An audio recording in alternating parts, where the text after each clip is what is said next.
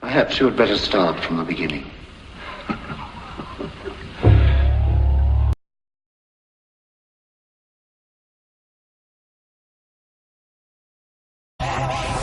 Satellite signals were jammed and internet access was blocked for nearly the entire country. So this is America. The government This is America.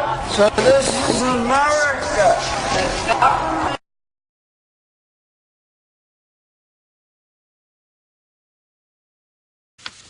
is that the federal government is worrying privacy experts by trying to pass a kill switch law. And there's Hillary up there saying how terrible it was that Hosni Mubarak had the internet shut down for much of a week a few weeks ago. And then Ray McGovern, another illustration of attacks on free speech, stands up, turns his back to Hillary Clinton. They're wearing his Veterans for Peace shirt. And we have photos up at Infowars.com.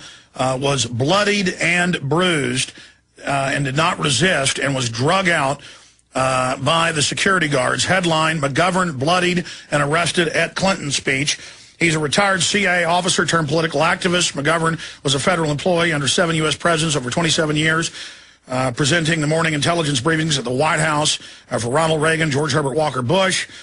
And, of course, he's also an Army veteran of the Vietnam era. And he writes for consortiumnews.com.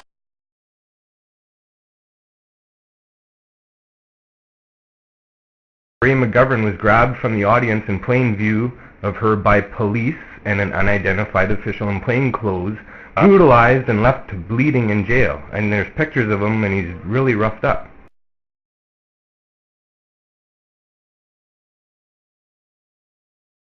Start saying no to this open corruption, but not just after they drug you out, right before they drag you out. And we were playing the clip earlier.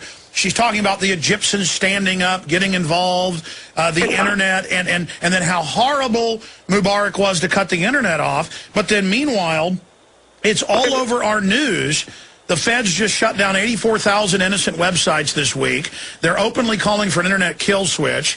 They're openly saying the government needs to be able to redirect the entire internet or part of it to their messages if they see fit. I mean, we see a real move by the old line corrupt corporate media and government circling the wagons against the American people because they know the type of flare-ups we see in Egypt and Mexico and now in Wisconsin are coming to every city and town in America. What's your take on the internet kill switch and the trial balloons being sent up to sell us on getting rid of the free web, and the Pentagon saying that we're about to be hit by internet terrorists and that we need to get rid of internet freedom because of the Stuxnet, when it's admitted that Israel and the U.S. launched the Stuxnet? They've got a lot of bravado to launch the attack, admit tacitly they did it, and then call for the end of the internet freedom because of their own attacks.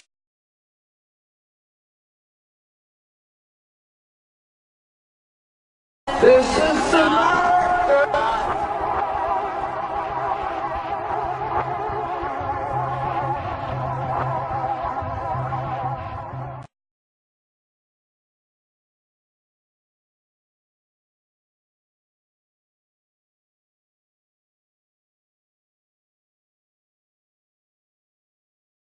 So we've seen how regimes beat up on peaceful protesters, but here's a case which displays you should practice what you preach, which occurred at a speech Hillary Clinton was delivering, and how a person was manhandled by the security at the venue. was cut off, TV satellite signals were jammed, and internet access was blocked for nearly the entire country. So this is America. The government This did is not America. want the Who are people you? to pictures and videos from Egypt flooded the web. There was no heckler. I was the person there. I said not a word. I stood silently with my back to the secretary, lest she get the idea that everyone in that whole auditorium agreed with her warmongering policies.